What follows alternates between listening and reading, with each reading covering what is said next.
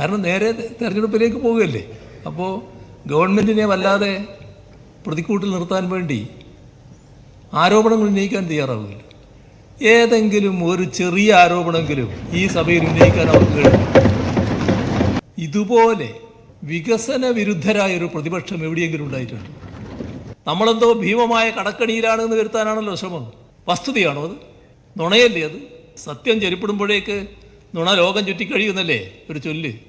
അതിന് വരെ ഗീബൽസിനെ തോപ്പിച്ചിരിക്കുകയാണ്. ഗീബൽസിനേക്കാളും മിടുക്കരായി മാറിയിരിക്കുന്നു. ബി ജെ പിക്ക് നേതൃത്വം കൊടുക്കുന്ന RSSന്റെ മനസ്സിന് ചെറിയ തോതിലുള്ള വിഷമമുണ്ടാക്കുന്ന കാര്യം പോലും ചെയ്യാൻ കേരളത്തിലെ UDF തയ്യാറല്ല. വസ്തുതകളൊന്നും അവതരിപ്പിക്കാനില്ല. അതുകൊണ്ട് നിയമസഭയിൽ വിളിച്ചുകൊടുന്നു. പക്ഷേ നുണകൾ അവതരിപ്പിക്കാൻ ആരുടെയും സമ്മതം വേണ്ടാലോ. വ്യാപകമായ നുണ പ്രചരിപ്പിച്ചുകൊണ്ടിരിക്കുകയാണ്. അടിയന്തര പ്രമേയം അവതരിപ്പിക്കാൻ ഭയപ്പെടുന്ന പ്രതിപക്ഷത്തെ ലോകത്തെവിടെയെങ്കിലും കണ്ടിട്ടുണ്ട്? സാധാരണ അടിയന്തര പ്രമേയം എന്നൊക്കെ പറഞ്ഞാൽ ചാട്ടുളി പോലെ ഭരണപക്ഷത്തിന് നേരെ, ഗവൺമെൻറ്റിന് നേരെ വലിയ ആക്രമണമായിട്ട് വരുന്നൊരു കാര്യമല്ലേ. ഇവിടെ അതിന് ധൈര്യമുണ്ടായോ പ്രതിപക്ഷത്തിന്? അവതരിപ്പിക്കാനുള്ള ധൈര്യമുണ്ടായോ? സർ, ഈ സമ്മേളനം അവസാനിപ്പിക്കാനുള്ള പ്രമേയം അവതരിപ്പിക്കുമ്പോൾ 15ാം കേരള നിയമസഭയുടെ അവസാനത്തെ ദിവസമായിട്ടാണ് വരാനിട. ഈ സമ്മേളനത്തിൻ്റെ ഈ അവസാന ദിവസം വളരെ പ്രസിദ്ധമായ, ചരിത്രപ്രസിദ്ധമാകാനിടയുള്ള ഒട്ടേറെ തീരുമാനങ്ങൾ നിയമസഭയ്ക്ക് എടുക്കാൻ കഴിഞ്ഞു എന്നുള്ളതാണ് 15ാം കേരള നിയമസഭയുടെ ഏറ്റവും വലിയ പ്രത്യേകത. അങ്ങ് പലപ്പോഴും ചൂണ്ടിക്കാണിച്ചതുപോലെ അടിയന്തര പ്രമേയമടക്കം അനവധി എന്ന് പറയത്തക്ക രീതിയിൽ ചർച്ച ചെയ്ത ഒരു സഭയാണിത്. ഈ 15ാം കേരള നിയമസഭ അതിനെല്ലാം സാക്ഷ്യം വഹിച്ചു. ചരിത്രപ്രസിദ്ധമായ ഒട്ടേറെ ബില്ലുകൾ, ഏറ്റവും ഒടുവിൽ നേറ്റിവിറ്റി, നമ്മുടെ രാജ്യത്ത് വലിയ തോതിൽ ഒരു വിഭാഗം ആളുകളിൽ ആശങ്ക നിലനിൽക്കുന്നൊരു കാലമാണിത്. കേരളത്തിൻ്റെ മക്കൾക്ക് ഒരാശങ്കയും വേണ്ട എന്ന് ഉറപ്പിക്കുന്നതാണ് നേറ്റിവിറ്റി ബിൽ. അവരുടെ കയ്യിൽ നേറ്റിവിറ്റി കാർഡുണ്ടാവും. ആർക്കും അത് നിഷേധിക്കാനാകില്ല. ഇവിടെ എല്ലാ തരത്തിലും സുരക്ഷിതം. നമ്മുടെ നാട് എപ്പോഴും സുരക്ഷിതമാണ്. പക്ഷേ ആ സുരക്ഷിതത്വത്തെ ചോദ്യം ചെയ്യുന്ന ഒട്ടേറെ കാര്യങ്ങൾ രാജ്യത്ത് സംഭവിക്കുന്ന സാഹചര്യത്തിൽ ഇത് വളരെ പ്രസക്തമായൊരു കാര്യമാണ്. ഇങ്ങനെയുള്ള ചരിത്രപ്രസിദ്ധങ്ങളായ ഒരുപാട് നിയമനിർമ്മാണങ്ങൾ നടത്താൻ നമുക്ക് കഴിഞ്ഞിട്ടുണ്ട്. പൊതുവെ അഭിമാനിക്കാവുന്ന ഒരു കാര്യമാണ് സർ. പക്ഷേ എല്ലാം കൂടി ചേരുന്നതാണല്ലോ ഈ സഭ എന്ന് പറയുന്നത്. അതിലേറ്റവും പ്രധാനപ്പെട്ടതാണ് പ്രതിപക്ഷത്തിൻ്റെ റോൾ. സർ, ജനാധിപത്യത്തിൽ ഭരണപക്ഷവും പ്രതിപക്ഷവും വളരെ പ്രധാനമാണ്. സർ, നമ്മുടെ സംസ്ഥാനത്തുള്ള ഏറ്റവും ദൗർഭാഗ്യകരമായ അവസ്ഥ, ഇവിടെ പ്രതിപക്ഷം ക്രിയാത്മകമായ പ്രതിപക്ഷമല്ല എന്നുള്ളതാണ്. സർ, ചർച്ചയെ ഭയപ്പെടുന്നൊരു പ്രതിപക്ഷമാണിത്. സർ, ഇപ്പോൾ ഈ സമ്മേളനത്തിൻ്റെ അവസാന ദിവസമാണ് നമ്മളിരിക്കുന്നത്. ഈ സമ്മേളനം എന്ന് പറയുന്നത് വരുന്ന നിയമസഭാ തെരഞ്ഞെടുപ്പിന് മുൻപ് നടക്കുന്ന ഒരു സമ്മേളനമാണ്. സാധാരണ നിലയിൽ പ്രതിപക്ഷം ഭരണപക്ഷത്തെ അങ്ങ് ശ്വാസം മുട്ടിക്കുമാറുള്ള ഒരുപാട് ആക്ഷേപങ്ങൾ, ആരോപണങ്ങൾ എല്ലാം സഭയിൽ ഉന്നയിക്കേണ്ട ഒരു ഘട്ടമാണ്. സ്വാഭാവികമായിട്ട് ഉന്നയിക്കും. പക്ഷേ സർ, ഇവിടെ ഗവൺമെൻറ്റിനെ പറ്റി എന്ത് ആരോപണം ഉന്നയിക്കുക, എന്ത് ആക്ഷേപം ഉന്നയിക്കുക? അപ്പോൾ അത്തരത്തിലൊന്നും ഉന്നയിക്കാനില്ല എന്നുള്ളത് കൊണ്ട് അവർ പൂർണ്ണമായി തന്നെ സഭ ബഹിഷ്കരിക്കുന്ന നിലയാണുണ്ടായത്. നമ്മൾ ഇതുപോലുള്ള ഒരു സമ്മേളനത്തിൽ വളരെ വിശദമായി ചർച്ച ചെയ്യാൻ കഴിയുന്ന ഘട്ടമാണ് നയപ്രഖ്യാപന പ്രസംഗത്തെക്കുറിച്ചുള്ളത്. അതിൽ അവസാന ദിവസം ചർച്ചയിൽ പങ്കെടുത്തു എന്നുള്ളത് ഒഴിച്ചാൽ ബാക്കി ദിവസങ്ങളൊക്കെ ഒഴിവായിരുന്നല്ലോ. നയപ്രഖ്യാപന പ്രസംഗം മാത്രമല്ല, ബജറ്റിനെ കുറിച്ചുള്ള ചർച്ച വളരെ വിശദമായ ചർച്ചയല്ലേ നടക്കുക. ആ ചർച്ചയിൽ നമ്മുടെ പ്രതിപക്ഷത്തെ കാണാൻ പറ്റിയില്ലല്ലോ, പ്രതിപക്ഷം ഉണ്ടായില്ലല്ലോ. ഇതുപോലെ ഏതെങ്കിലും ഒരു പ്രതിപക്ഷത്തെ എവിടെയെങ്കിലും കാണാൻ സാധിക്കും? സർ, ഒരു സമ്മേളന കാലയളവിൽ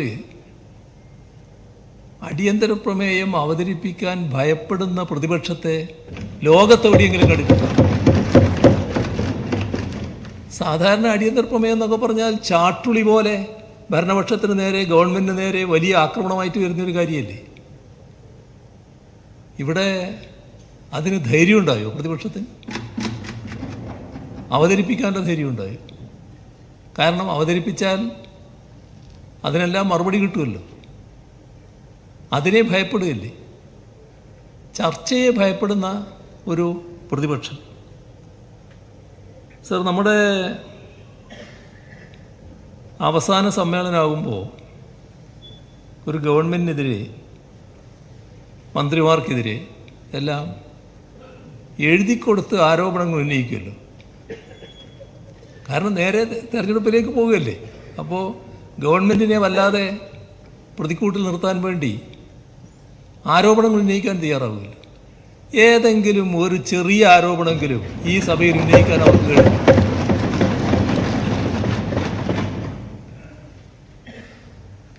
ഇത് നമ്മുടെ പ്രതിപക്ഷം എത്ര കണ്ട് നിലവിലുള്ള വസ്തുതകളെ ഭയപ്പെടുന്നതെന്നല്ലേ. ഏത് തരത്തിലൊക്കെയാണ് ഭയപ്പെടുന്നത്? നമ്മുടെ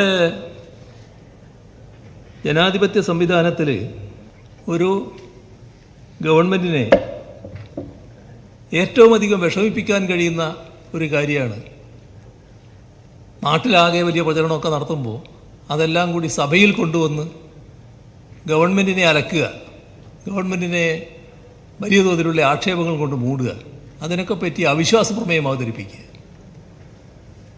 പ്രതിപക്ഷത്തിൻ്റെ ഒരു രീതിയൊക്കെ കണ്ടപ്പോൾ എൻ്റെ ചില സുഹൃത്തുക്കൾ നേരത്തെ പറഞ്ഞു, സഭയിൽ അവിശ്വാസ പ്രമേയം ഇത്തവണ അവതരിപ്പിക്കാൻ സാധ്യതയുണ്ടാവുമെന്ന്. ഞാൻ പറഞ്ഞു, അതിന് വഴിയില്ല എന്നാണ് എനിക്ക് തോന്നുന്നത്. അത് തന്നെയാണല്ലോ സംഭവിച്ചത്. സാർ, ഇവർ വസ്തുതകളെ ഭയപ്പെടുകയല്ലേ. അവിശ്വാസ പ്രമേയം അവതരിപ്പിച്ചാൽ എന്തെല്ലാം കാര്യങ്ങളിൽ ഗവൺമെൻറ്റിനോട് ജനങ്ങൾക്ക് വിശ്വാസമുണ്ട് എന്നുള്ള കാര്യങ്ങൾ ഞങ്ങൾ അവതരിപ്പിക്കുമല്ലോ. അപ്പം അതിനെ ഭയപ്പെടുകയല്ലേ. കേരളത്തിൻ്റെ പൊതുവായ കാര്യങ്ങൾ ഭയപ്പെടുകയല്ലേ. സർക്കാർ ഇതേവരെ ചെയ്ത കാര്യങ്ങൾ ഭയപ്പെടുകയല്ലേ. ഇങ്ങനെ ചർച്ചയെ ഭയപ്പെടുന്ന ഒരു പ്രതിപക്ഷം, അതാണ് നമുക്ക് കാണാൻ സാധിക്കുന്നത്. സർ, അതോടൊപ്പം ഇതുപോലെ വികസന വിരുദ്ധരായൊരു പ്രതിപക്ഷം എവിടെയെങ്കിലും ഉണ്ടായിട്ടുണ്ട്? സർ, നമ്മളെല്ലാം നാടിൻ്റെയും ജനങ്ങളുടെയും ഉന്നമനല്ലേ ആഗ്രഹിക്കുന്നത്. അതിനുവേണ്ടിയല്ലേ നിലകൊള്ളേണ്ടത്. കേരളത്തിലെ പ്രതിപക്ഷം ഏതെങ്കിലും ഘട്ടത്തിൽ ഈ സർക്കാരിൻ്റെ കാലയളവ്, ഇപ്പോൾ 15ാം കേരള നിയമസഭയുടെ കാലയളവ്, ഈ കാലയളവിൽ കേരളം ഒരിഞ്ച് മുന്നോട്ട് പോകുന്നതിൽ എന്തെങ്കിലും സഹായം ചെയ്തിട്ടുണ്ടോ? അതവരാഗ്രഹിച്ചിട്ടില്ലല്ലോ. നമ്മുടെ നാട്ടിൽ നടക്കുന്ന എല്ലാ വികസന പദ്ധതികളെയും എതിർക്കാനല്ലേ തയ്യാറായിട്ടുള്ളത്.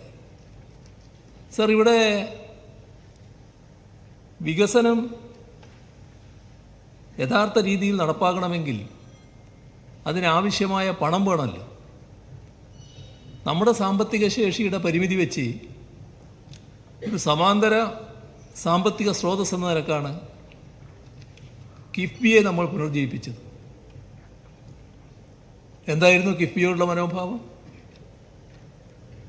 ആ കിഫ്ബിക്കെതിരെയുള്ള എന്തെല്ലാം ആക്ഷേപങ്ങളാണ് ഉന്നയിച്ചത്? ഇപ്പോൾ നമ്മുടെ സംസ്ഥാനത്ത് 1,10,000 കോടി രൂപയുടെ പദ്ധതികളാണ് കിഫ്ബി മുഖേന ഏറ്റെടുത്ത് കഴിഞ്ഞിട്ടുള്ളത്. ഈ ഘട്ടത്തിൽ പദ്ധതികൾ പ്രതിപക്ഷ MLA-മാർക്കും താല്പര്യമുള്ള കാര്യങ്ങളാണ്. പക്ഷേ ഈ മൊത്തം പദ്ധതിയെ അനുകൂലിക്കുന്ന നിലയുണ്ടായിട്ടുണ്ടോ? ഏതെങ്കിലും ഘട്ടത്തിൽ കിഫ്ബിക്ക് അനുകൂലമായി വർത്തമാനം പറഞ്ഞിട്ടുണ്ടോ?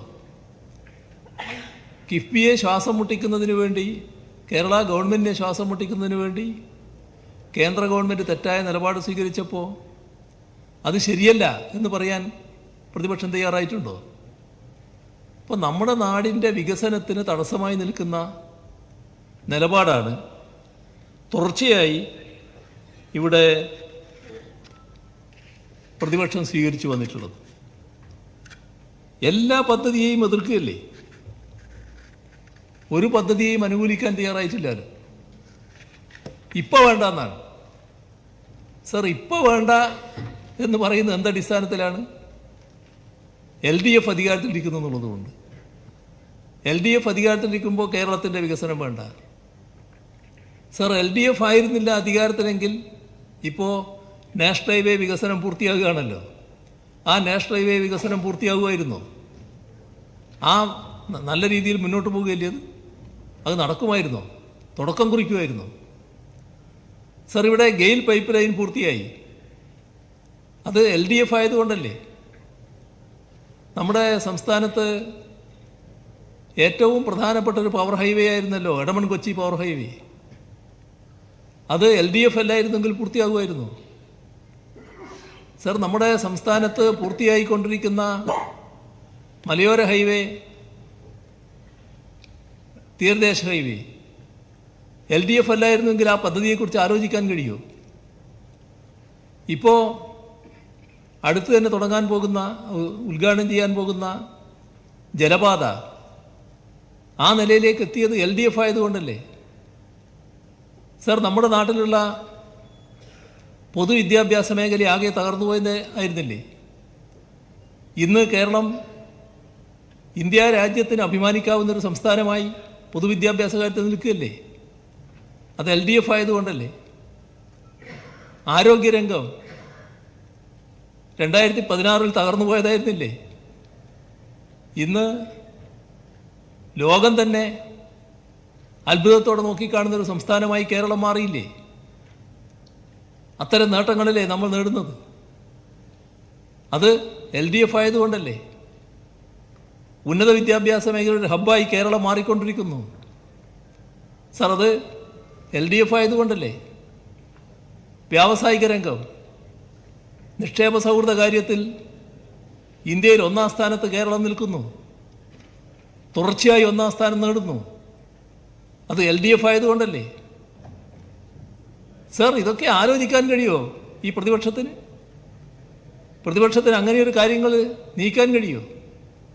സർ, നമ്മുടെ സംസ്ഥാനത്തെ കാർഷിക രംഗം അഭിവൃദ്ധിപ്പെട്ടിരിക്കുന്നു. LDF ആയതുകൊണ്ടല്ലേ. നേരത്തെ തകർന്നു കിടക്കുകയായിരുന്നില്ലേ? സർ, നമ്മുടെ സംസ്ഥാനത്ത് പാലുൽപാദനം ഏറെക്കുറെ സ്വയം പര്യാപ്തതയിലേക്ക് എത്തുന്നു. LDF ആയതുകൊണ്ടല്ലേ. എന്തെല്ലാം മാറ്റങ്ങൾ, ഏതെല്ലാം തരത്തിലുള്ള മാറ്റങ്ങൾ. ഇതൊക്കെ ഏതെങ്കിലും ഘട്ടത്തിൽ അനുകൂലിക്കാൻ നമ്മുടെ പ്രതിപക്ഷത്തിന് കഴിഞ്ഞിട്ടുണ്ടോ? സർ, ഏറ്റവും പ്രധാനം നാടിനോടൊപ്പം നിൽക്കണ്ടേ, കേരളത്തിന് വേണ്ടി ശബ്ദമുയർത്തണ്ടേ.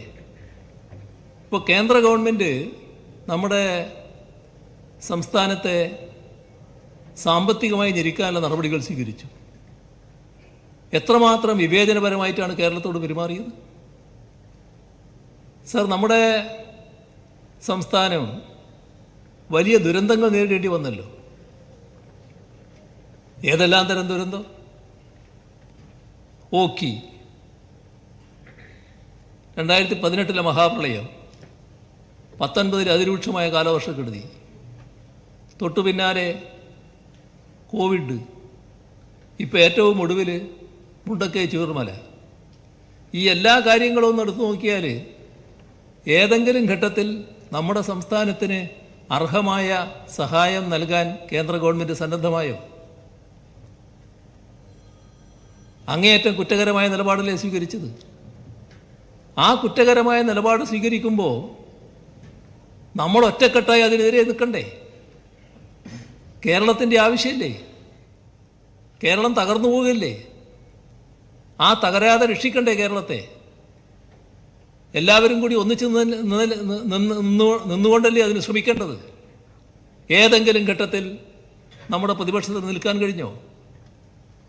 നമ്മുടെ പ്രതിപക്ഷം ആ ഘട്ടത്തിലും സർക്കാരിനെ കുറ്റപ്പെടുത്താനല്ലോ നോക്കിയത്. കേന്ദ്ര ഗവൺമെൻറ് ന്യായങ്ങളോടൊപ്പാണല്ലോ നിന്നത്. നമ്മുടെ പാർലമെൻറ്റിൽ അണിനിരന്നിട്ടുള്ള UDF-ൻ്റെ MP-മാർക്ക് അവരിൽ ആർക്കെങ്കിലും ഒരാൾക്ക് കേരളത്തിന് വേണ്ടി ശബ്ദിക്കാൻ കഴിഞ്ഞോ? കേന്ദ്ര ഗവൺമെൻറ് തെറ്റായ കാര്യങ്ങൾ ചെയ്യുമ്പോൾ, കേരളത്തെ അവഗണിക്കുമ്പോൾ ഇത് ശരിയല്ല എന്ന് പറയാൻ പറ്റിയോ? കേരളത്തിന് അർഹമായത് ചോദിക്കാൻ കഴിഞ്ഞോ? എന്തേ അവരുടെ നാക്കനങ്ങാതിരുന്നത്? എന്തുകൊണ്ടാണ് അങ്ങനെ ഒരു നിലപാട് വരുന്നത്? സർ, ഇത് നമ്മുടെ പ്രകൃതി ദുരന്തവുമായി ബന്ധപ്പെട്ട സഹായത്തിൻ്റെ കാര്യമാണെങ്കിൽ കേരളത്തെ സാമ്പത്തികമായി ഞെരുക്കാനുള്ള ഒട്ടേറെ നടപടികളാണല്ലോ കേന്ദ്ര ഗവൺമെൻറ് ഭാഗത്തുനിന്നുണ്ടായത്. അതിലൊന്ന്, നമുക്ക് ഒരു സംസ്ഥാനമെന്ന നിലക്ക് ലഭിക്കേണ്ട കേന്ദ്ര വിഹിതം ന്യായമായത് ലഭിച്ചോ? അർഹതപ്പെട്ടത് നിഷേധിച്ചില്ലേ? ജനസംഖ്യാനുപാതികമായിട്ട് പോലും തന്നില്ലാലോ. ശബ്ദിക്കണ്ടേ? ഈ സംസ്ഥാനത്തുള്ളൊരു മുന്നണി ശബ്ദിക്കാൻ തയ്യാറാകണ്ടേ? സർ, 2016 വരെയുള്ള അനുഭവം എടുത്താൽ 1980 ശേഷം മാറി മാറി അധികാരത്തിൽ വന്നൊരു മുന്നണിയാണല്ലോ ഇത്. അതിന് മുൻപുള്ള കാലം എടുത്താൽ കുറേ അധികം കാലം അധികാരത്തിലെടുത്തൊരു മുന്നണിയാണല്ലോ അത്. ഈ കേരളത്തിൽ നിരവധി കാലം അധികാരത്തിലിരുന്ന ഒരു മുന്നണിക്ക് കേരളത്തിൻ്റെതായ പ്രശ്നങ്ങൾ ഉന്നയിക്കാൻ പറ്റുന്നില്ല. അതുമായി ബന്ധപ്പെട്ട് കാര്യങ്ങൾ അവതരിപ്പിക്കാൻ പറ്റുന്നില്ല. കേന്ദ്ര ഗവൺമെൻറ്റിനോട് പറയാൻ പറ്റുന്നില്ല. കേരളത്തെ ശ്വാസം മുട്ടിക്കാൻ നോക്കുമ്പോൾ അതിൽ ശബ്ദിക്കുന്നില്ല. സർ, LDF-നോടുള്ള രാഷ്ട്രീയ വിരോധം വെച്ച് നമ്മുടെ സംസ്ഥാനത്തെ ശ്വാസം മുട്ടിക്കുന്ന നിലപാട് സ്വീകരിക്കുന്ന കേന്ദ്ര ഗവൺമെൻറ്റിനെ ന്യായീകരിക്കാവൂ? അതിനല്ലേ തയ്യാറായത്? നമ്മുടെ സംസ്ഥാനത്തിന് സ്വാഭാവികമായി എടുക്കാനുള്ള കടം, ആ കടമെടുക്കുന്നതുമായി ബന്ധപ്പെട്ട് എന്തെല്ലാം തെറ്റായ കാര്യങ്ങളാണ് ഇവർ പ്രചരിപ്പിച്ചുകൊണ്ടിരുന്നത്, ഇപ്പോഴും പ്രചരിപ്പിക്കുന്നത്. നമ്മളെന്തോ ഭീമമായ കടക്കണിയിലാണെന്ന് വരുത്താനാണല്ലോ ശ്രമം. വസ്തുതയാണോ അത്? നുണയല്ലേ അത്? നമ്മുടെ വിഭവശേഷി വെച്ചാൽ, നാം വരുത്തിയ വർധന വെച്ചാൽ നല്ല മികവാർന്ന നിലയിലല്ലേ കേരളം നിൽക്കുന്നത്. മറ്റ് സംസ്ഥാനങ്ങളുമായി താരതമ്യപ്പെടുത്തിയാൽ നമ്മൾ ഭീമമായ കടമുള്ളവരല്ലോ. പക്ഷേ നമ്മുടെ കടം വെട്ടിക്കുറച്ചപ്പോൾ അതിനെതിരെ അക്ഷരം സംസാരിക്കാൻ തയ്യാറില്ല. സംസ്ഥാനത്തിൻ്റെ വിഹിതം സംസ്ഥാനവും കേന്ദ്രവും കൂടി നടപ്പാക്കുന്ന പദ്ധതികളിൽ സംസ്ഥാന വിഹിതം വർദ്ധിപ്പിച്ചപ്പോൾ അതിനെതിരെ ശബ്ദിക്കാൻ തയ്യാറായോ?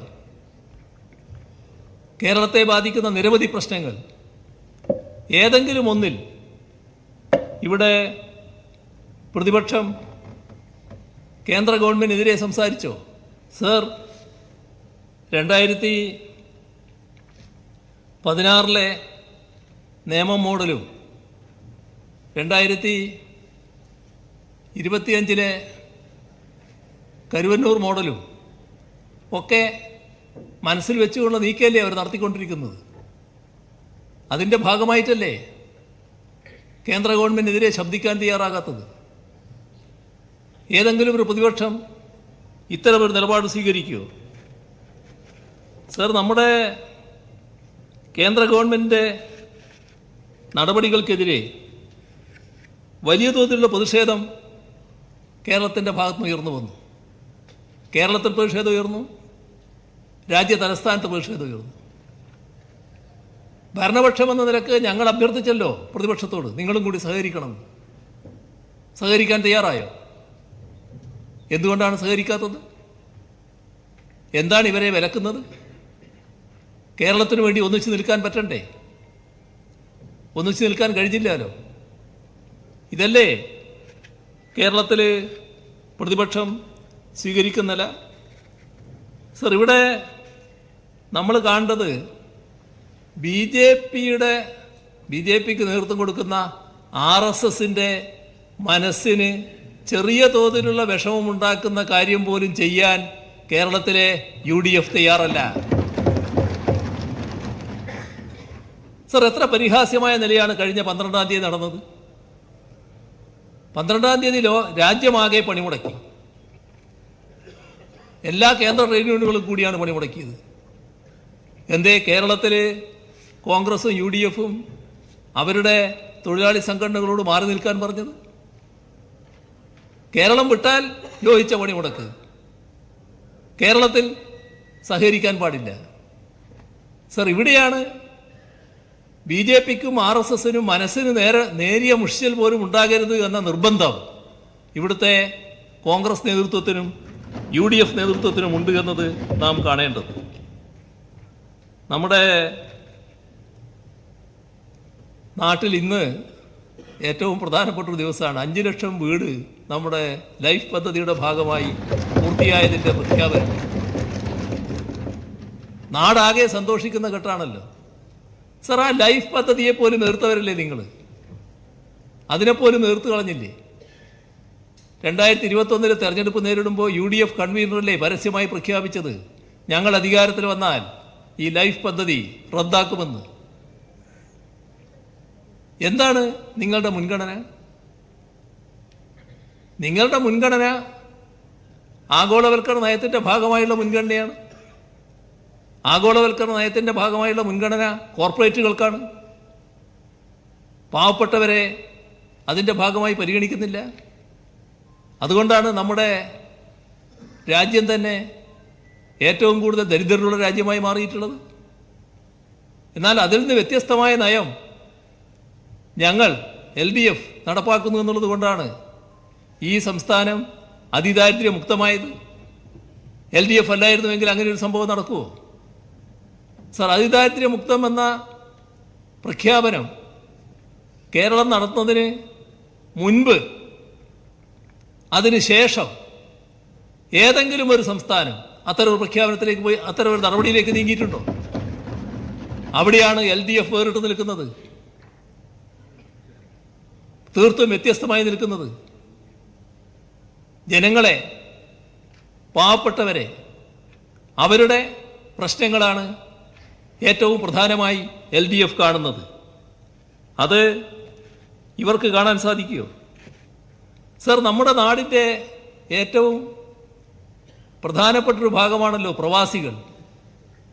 കേരളത്തിൻ്റെ അഭിവൃദ്ധിയെക്കുറിച്ച് ആര് പറയുമ്പോഴും ഭൂപരിഷ്കരണത്തിൻ്റെ പങ്ക് പറയും, പ്രവാസികളുടെ പങ്കിനെക്കുറിച്ചും പറയും. സർ, ആ പ്രവാസി സഹോദരങ്ങൾ എത്രമാത്രം അഭിമാന വിജൃംഭിതരായി നമ്മൾ കേരള സഭ രൂപീകരിച്ചപ്പോൾ. ഇന്ത്യയിൽ ആദ്യത്തെ ഒരു സംഭവം, അവരുടെ പ്രതിനിധികളും നിയമസഭാംഗങ്ങളും പാർലമെന്റ് അംഗങ്ങളും എല്ലാം കൂടിയുള്ളൊരു സഭ. സർ, എന്തൊരു മനോഭാവമാണ് UDF കാണിച്ചത്. ഈ കഴിഞ്ഞ കുറേ സമ്മേളനങ്ങൾ അവർ ബഹിഷ്കരിച്ചുകൊണ്ടിരിക്കുകയല്ലേ. എന്താണ് അവരുടെ പ്രവാസികളുള്ള മനോഭാവം? പ്രവാസി സഹോദരങ്ങളെ എങ്ങനെയാണ് കാണുന്നത്? ഇതെല്ലാം കേരളത്തിലെ പ്രതിപക്ഷത്തിൻ്റെ പ്രത്യേകതയാണ് നാം കാണുന്നത്. സർ, സർക്കാരിനെതിരെ വസ്തുതകളൊന്നും അവതരിപ്പിക്കാനില്ല, അതുകൊണ്ട് നിയമസഭയിൽ നുളിച്ചുകൊടുന്നു. പക്ഷേ നുണകൾ അവതരിപ്പിക്കാൻ ആരുടെയും സമ്മതം വേണ്ടാലോ. വ്യാപകമായ നുണ പ്രചരിപ്പിച്ചുകൊണ്ടിരിക്കുകയാണ്. വളരെ ആസൂത്രിതമായാണ് നടക്കുന്നത്. ഒരുപാട് കാര്യങ്ങൾ വന്നല്ലോ. നേരത്തെ ബഹുമാനായ ധനമന്ത്രി SIR-നെ പറ്റി പറഞ്ഞില്ലേ? കേരള ഗവൺമെൻറ്റാണ് SIR നടപ്പാക്കുന്നതല്ലേ പറഞ്ഞത്?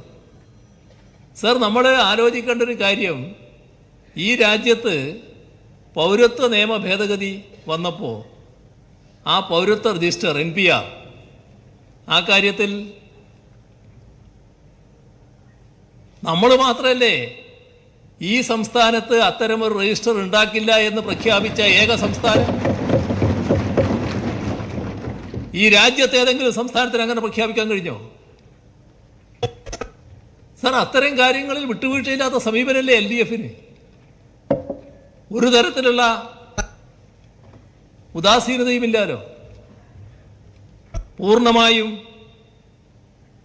നമ്മുടെ നാടിൻ്റെ ചരിത്രത്തിൻ്റെ ഭാഗമായി തന്നെ LDF സ്വീകരിച്ചു വന്ന നിലപാടുകളുണ്ടല്ലോ. അത് ന്യൂനപക്ഷങ്ങളെ കൈയൊഴിയലല്ലോ. ന്യൂനപക്ഷങ്ങൾക്ക് ആശങ്കയുയർന്ന ഘട്ടത്തിൽ ആ ന്യൂനപക്ഷത്തെ ചേർത്ത് പിടിക്കുന്ന സമീപനമല്ലേ സ്വീകരിച്ചിട്ടുള്ളത്?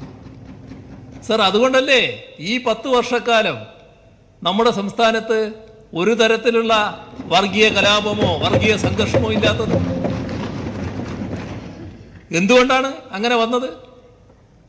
എല്ലാ വർഗീയ ശക്തികളെയും ഒരേ തരത്തിലാണ് കാണുന്നത്. വർഗീയതയോട് വിട്ടുവീഴ്ചയില്ലാത്ത സമീപനം. ആ സമീപനം സ്വീകരിക്കാൻ പ്രതിപക്ഷത്തിന് കഴിയോ? അവരതിൻ്റെ കൂടെ ചാരി നിൽക്കുകയല്ലേ? ഏതെങ്കിലും ഒന്നിൻ്റെ കൂടെ ചാരി നിൽക്കുകയല്ലേ? ഏതെങ്കിലും ഒരു വർഗീയതയുടെ കൂടെ ചാരി നിന്നാൽ വർഗീയ പ്രശ്നങ്ങൾ അവസാനിക്കുമോ? വർഗീയതയെ വർഗീയതയായി കണ്ടുകൊണ്ട് നേരിടണം. അതുകൊണ്ടാണ് ഈ 10 വർഷക്കാലം തികഞ്ഞ ശാന്തിയും സമാധാനവും നമ്മുടെ നാട്ടിൽ നിലനിൽക്കുന്നത്. സർ, വർഗീയ സംഘർഷം മാത്രമല്ല, ചില മതവിഭാഗങ്ങളിൽ ചില വ്യത്യസ്ത അഭിപ്രായങ്ങളുടെ മേലെ ഒരുപാട് പ്രശ്നങ്ങൾ നേരത്തെ ഉണ്ടായിരുന്നു. ഈ കഴിഞ്ഞ 10 വർഷമായിട്ട് അതിന് ഏതെല്ലാം തരത്തിലുള്ള ശമനം വന്നു, എന്തെല്ലാം മാറ്റങ്ങൾ വന്നു. ഇപ്പോൾ അങ്ങനെയുള്ള കാര്യങ്ങൾ നമുക്ക് കേൾക്കേണ്ടതായി വരുന്നുണ്ടോ? സർ, അതൊക്കെ LDF-ൻ്റെ പ്രത്യേകതയാണ് എന്ന് നാം കാണണം. അപ്പോൾ അത്തരം കാര്യങ്ങളെ വക്രീകരിക്കാൻ നുണകൾ പ്രചരിപ്പിക്കുക. യാഥാർത്ഥ്യം നാട്ടുകാരുടെ മുന്നിൽ എത്തുമ്പോഴേക്ക് നുണ നല്ലതുപോലെ വ്യാപിച്ചു കഴിയുമല്ലോ.